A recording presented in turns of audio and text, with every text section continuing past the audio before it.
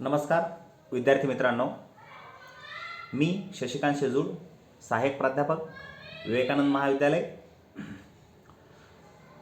मित्रांनो, आज आपण BA प्रथम वर्षाला पहिल्या सेमिस्टरसाठी आपल्याला जो सिलेबस दिलेला आहे त्याबाबत आपण आज सविस्तर चर्चा करणार आहोत. मित्रांनो, मागील पाठामध्ये आपण अर्थशास्त्र म्हणजे काय, अर्थशास्त्राच्या स्मिथ, मार्शल आणि रॉबिन्सन यांनी दिलेल्या वेगवेगळ्या व्याख्या आपण अभ्यासल्या आहेत. त्याशिवाय अर्थशास्त्राचं स्वरूप आणि व्याप्ती याबाबतही चर्चा केली आहे. त्याशिवाय आपण मायक्रो इकॉनॉमिक्स म्हणजे सूक्ष्म अर्थशास्त्र आणि स्थूल अर्थशास्त्र यामधील फरकही काही प्रमाणात अभ्यासला आहे. तर या पाठामध्ये आपण मायक्रो इकॉनॉमिक्स, जो की आपल्या अभ्यासक्रमाचा एक भाग आहे, सूक्ष्म अर्थशास्त्र, याचा आपण सविस्तर अभ्यास करणार आहोत, चर्चा करणार आहोत. मित्रांनो, सूक्ष्म अर्थशास्त्र या पाठाचा अभ्यास करण्यापूर्वी तुम्हाला मी सांगू इच्छितो, यामध्ये आपण मायक्रो इकॉनॉमिक्सच्या ज्या काही वेगवेगळ्या व्याख्या, सूक्ष्म अर्थशास्त्राच्या ज्या काही वेगवेगळ्या व्याख्या वेगवेगळ्या लेखकांनी केल्यात त्याचा अभ्यास आपण करणार आहोत. त्याशिवाय नेमकं सूक्ष्म अर्थशास्त्र म्हणजे काय, त्याच्या अभ्यासाचे विषय कोणते कोणते आहेत याबाबत आपण यामध्ये सविस्तर चर्चा करणार आहोत.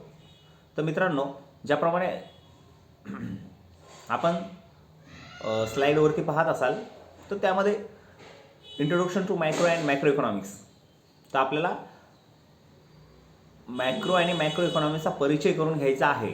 या लेक्चरचा हा मुख्य उद्देश आहे. तर the whole economic theory is broadly divided into two parts, micro economics आणि मॅक्रो इकॉनॉमिक्स.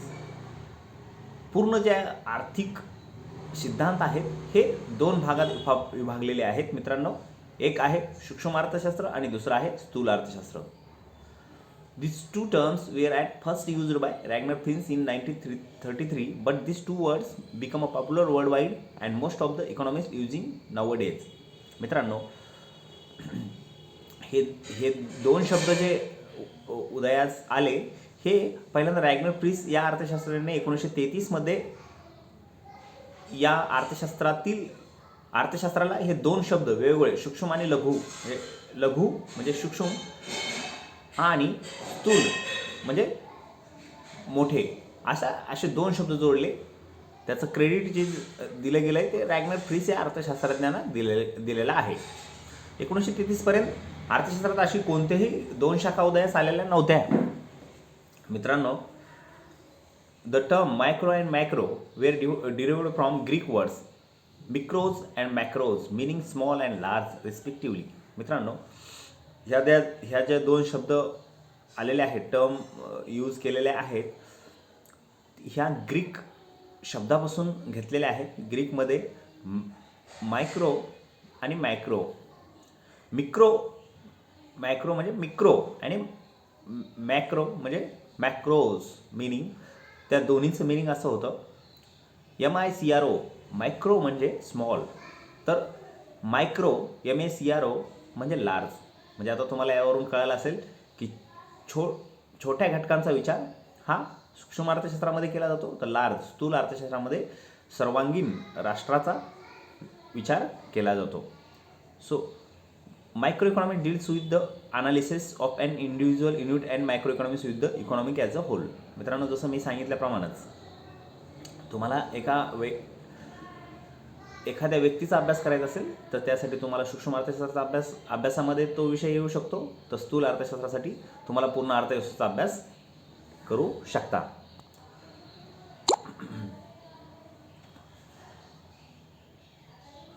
जर तुम्हाला एखाद्या झाडाचा अभ्यास करायचा आहे तर तुम्हाला मायक्रो इकॉनॉमिक्स म्हणजे सूक्ष्म अर्थशास्त्र अभ्यासावे लागेल. तर सगळ्या जंगलाचा अभ्यास करायचा असेल तर स्थूल अर्थशास्त्रामध्ये तो अभ्यास विषय येऊ शकतो. Microeconomics try to explain how an individual allocate his money income among various needs as well as how an individual maximize satisfaction level from consumption of available limited resources. Microeconomics also explains about the process of determination of individual price with interaction of demand and supply. Microeconomics तुम्हाला हे सुद्धा सांगतं की कशाप्रमाणे एखादी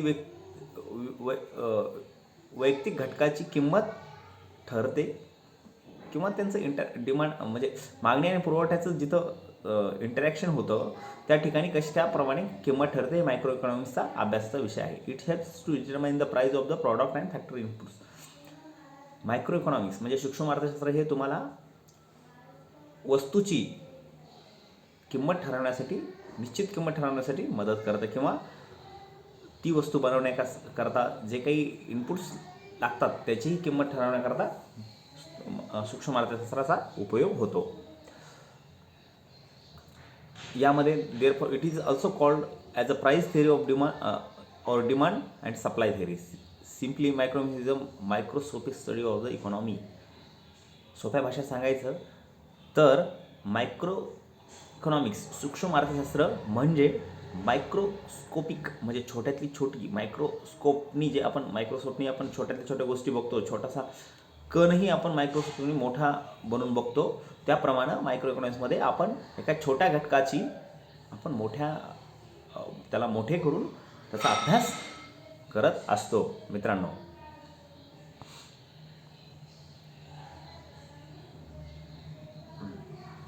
so आता काही so according to Edwin Mansfield, microeconomics deals with the economic behaviour of individual units such as consumer, firms and resource owners, while microeconomics deals with behavior of economic aggregates such as gross national product and the level of employment.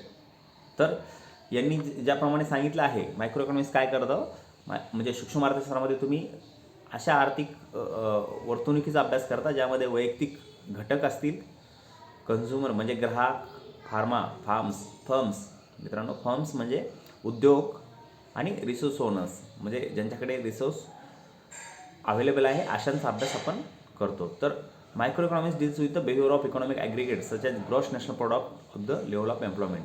तर micro इकॉनॉमिक्समध्ये आपण एकूण मागणी, एकूण पुरवठा किंवा gross GNP, GDP, राष्ट्रीय उत्पन्न याचा अभ्यास आपण करत असतो. Smith, Ricardo, Malthus, J.S. Smith were mainly of micro economic natures. हे जे 4 अर्थशास्त्र सांगितले आहेत ते सूक्ष्म अर्थशास्त्र निगडीत अर्थशास्त्रज्ञ आहेत. तर मार्शल आणि Pigou were of micro economics nature but micro economics was developed by professor Keynes in 1936. तर स्थूल अर्थशास्त्राचा विकास करण्याचं श्रेय जे जातं ते केन्स या अर्थशास्त्राने जातो. त्यांनी आपल्या पुस्तकामध्ये मायक्रो इकॉनॉमिक्स हा वेगळा विषय विकसित करण्याचं श्रेय त्यांना जातं.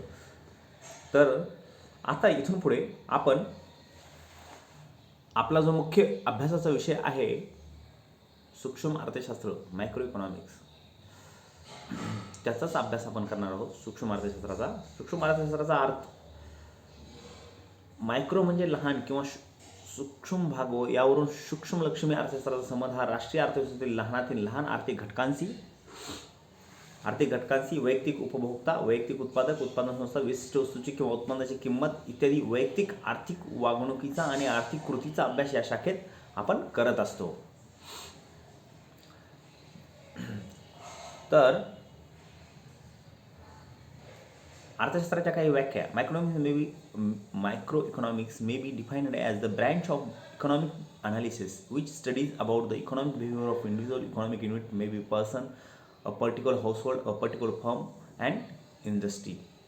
आता ह्या व्याख्येवरूनच आपल्याला समजलं असेल की सूक्ष्म अर्थशास्त्र हे अर्थशास्त्राची अशी शाखा आहे ज्यामध्ये आपण विश्लेषणात्मक अभ्यास अशा घटकांचा करतो किंवा अशा घटकांचा करतो जे वैयक्तिक इकॉनॉमिक म्हणजे आर्थिक एका व्यक्तीचा आर्थिक ताळेबंद असेल किंवा एखाद्या कुटुंबाचा असेल किंवा एखाद्या उद्योगाचा किंवा उद्योग संस्थेचा आपण अभ्यास यामध्ये करत असतो. म्हणजे काय, तर अर्थव्यवस्थेतील लहानात लहान घटकांचा किंवा छोट्या भागाचा स्वतंत्रपणे अभ्यास करणारे विश्लेषण पद्धतीला